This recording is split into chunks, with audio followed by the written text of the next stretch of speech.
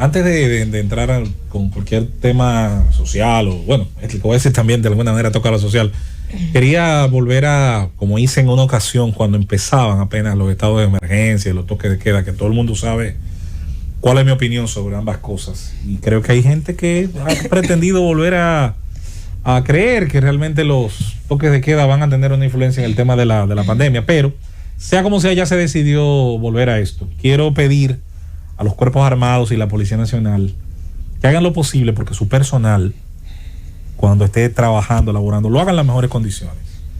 Lo mismo en su momento lo hicimos para la AMED, ahora DGCET. El tema de los traslados, sus horarios. Yo no sé cómo se está manejando el aspecto de tratar de alguna manera compensar las horas extras que están dando. Ayer me tocó, porque ayer fue la primera transmisión de béisbol que nos tocó hacer este año, y me tocó salir tarde en la noche y había un personal realmente todavía apostado en diversas avenidas, puentes y demás. Ese personal sería bueno, insisto, saber si está recibiendo compensaciones, cosas tan simples como la facilidad, señores, para cenar, algo tan para aterrizar la idea. Esto lo digo porque es muy fácil siempre con el policía tener una actitud solo de exigencia, lo cual no está mal desde un punto de vista ciudadano. A la autoridad hay que exigirle que cumpla, pero al mismo tiempo, como hemos dicho hace un ratito del servidor público, yo también pido por la compensación, yo también pido y exijo que se le hayan dado las mejores condiciones. Y una de las cosas, además del tema de la cena, además del tema de que pueda, caramba, hacer su trabajo aunque sea sin hambre, está el tema del traslado, que ahí en más de una ocasión, más de uno ha tenido simplemente que buscársela. Y si fulano se va en un motorcito, usted se engancha atrás o le pide una bola a fulano. No, yo creo que están dadas las condiciones para que los cuerpos castrenses en esto, si necesitan más recursos, lo pidan a quien tenga que pedírselo. No fueron ellos al final que pusieron el toque de queda. Y que se lo den directo, José Luis, porque tú sabes que en la guardia y la policía son como los sindicatos de choferes. Estoy de acuerdo con eso también. Son como los sindicatos de choferes. Estoy de acuerdo con eso. Después, una parte. Entonces, que llegue a los oficiales. Yo siempre dije, mira, cuando el presidente Medina se le ocurrió el concepto de visita sorpresa, que empezó bien, pero que después dejó de ser, ni era sorpresa, ni era visita, y pasó a ser un mecanismo de otra cosa.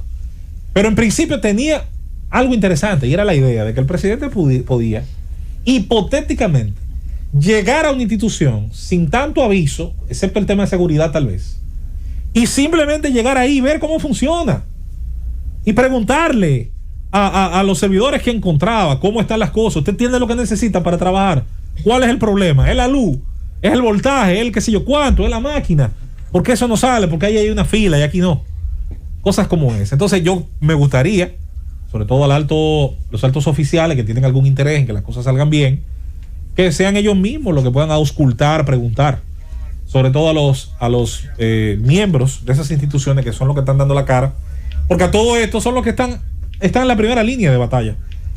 Pasa como el personal médico.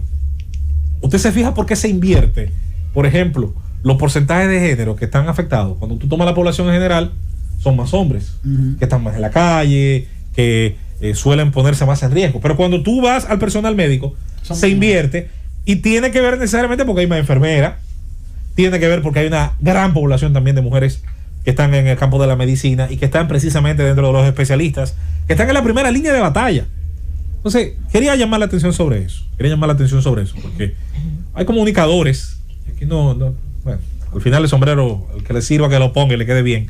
Pero hay comunicadores que nada más hablan de la policía cuando cogen una cuerda porque lo pararon en un sitio. Sí, ahí sí. Nada más tienen palabras para hablar de la policía cuando hay un miembro de ella, un AME, un DGC, que a lo mejor le reclama por algo que hicieron mal. O a lo mejor si no lo hicieron mal, como quiera. Usted es un ciudadano, usted se para y da sus razones. A nadie, hasta donde yo se lo han metido preso por señalarle que dobló mal o que se paró en rojo. Ahora, si usted de ahí se quiere comer al oficial que tiene de frente, pues ya es otra cosa. Así que quería llamar la atención sobre eso. Brevemente, compañeros y oyentes, pregunta al aire: ¿cuál es el principal mecanismo de aprendizaje? ¿Usted se ha puesto a pensar en eso? ¿Cuál es el principal mecanismo, el primer mecanismo de aprendizaje? La respuesta es bastante simple y sencilla. Piense cuando usted era niño, o si usted ha tenido niños, piense en ellos. Es la imitación. la primera forma de aprender es imitar lo que usted ve. Y por eso los niños pequeños ven precisamente en quienes tienen alrededor esos modelos a seguir. Y si lo ves sentarse de una manera y usar los vasos de una manera y ver la televisión y llamar a alguien de una forma, entonces van a comenzar a imitar eso. Y por eso el niño pequeñito que apenas comienza a hablar o a balbucear trata de llamar a alguien de una forma. Mi hijo, cuando llamaba a la abuela, doña Kenia, no podía decir Kenia, decía ñeña, se le quedó el apodo, por cierto, a mi suegra. Pero es la imitación como mecanismo de aprendizaje. Cuando somos adultos, eso no cambia. Lo que hace es que se transforma.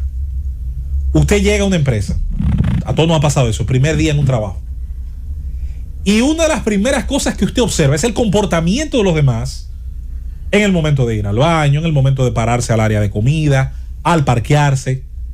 Y usted, conforme al paso del tiempo, se va preguntando por qué ocurren estas cosas, por qué lo hacen de esta manera. Cuando descubre la razón, si tiene lógica para usted, si tiene ganancia para usted, entonces usted lo va a hacer. Tengo un amigo, que ojalá esté en sintonía, que le tocó una vez trabajar en una empresa norteamericana, una fábrica. Y en esa industria, resulta que un día él llega muy temprano. Primer día, tú sabes. El que llega, el que nuevo lo trabajo quiere ser el que llegue saliendo el sol. Y cuando le toca llegar, el parqueo está vacío. Y él agarra de una vez y coge el parqueo que está más cerca de la puerta. Y dice, bueno, llegué primero, me toca por lo tanto el parqueo más cómodo que esté más cerca. El que llega primero toma agua limpia. Sin embargo, todos los que iban llegando después, hasta la apertura del horario de trabajo, se parqueaban más lejos. Hasta que los que llegaban de manera más tarde se parqueaban más cerca. Y él decía, pero esta gente piensa al revés. Cuando él indaga, se acerca a alguien, le dice, mira, yo pasó esto y lo otro, me sorprende. Le dice, a nosotros se nos sugirió que lo hiciéramos de esa manera para que quienes lleguen más tarde tarden menos en caminar desde su vehículo a la puerta de la empresa. Y él dice, el castigo. y comienza a hacer las cosas de esa manera por una razón sencilla, insisto. La imitación es el más básico y el primero de los mecanismos de aprendizaje. ¿A qué viene esto? Viene por el hecho de que hacer las cosas bien, como dicta la norma, como dicta la ley, si bien todos podemos aprender de la misma manera a hacerlo, el ejemplo es un mecanismo poderoso.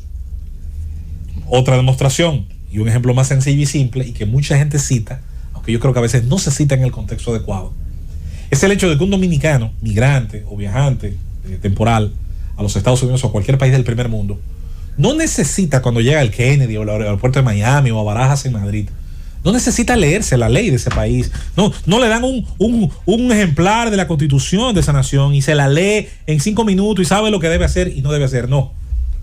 Suele hacer lo que ve a los demás hacer con cierto nivel de éxito, es decir, con la normalidad de hacer las cosas de una manera.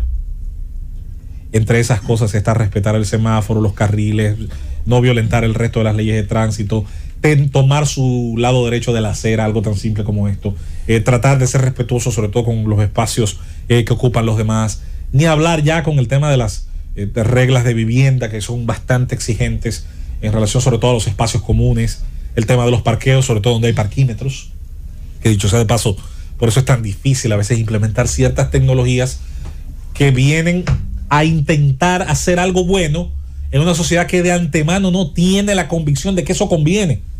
Y recuerdo los parquímetros de Santiago, que fue un intento que ciertamente demuestra eso.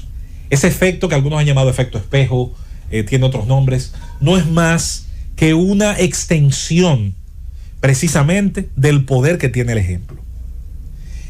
Esta reflexión viene al caso precisamente porque una de las cosas que podría perfectamente cambiar en lo adelante, yo no lo espero a corto plazo, me sincero, ahí le tomo como siempre el ejemplo a Esteban, que suele ir primero a lo práctico. A veces yo me voy primero a lo ideal y después a lo práctico.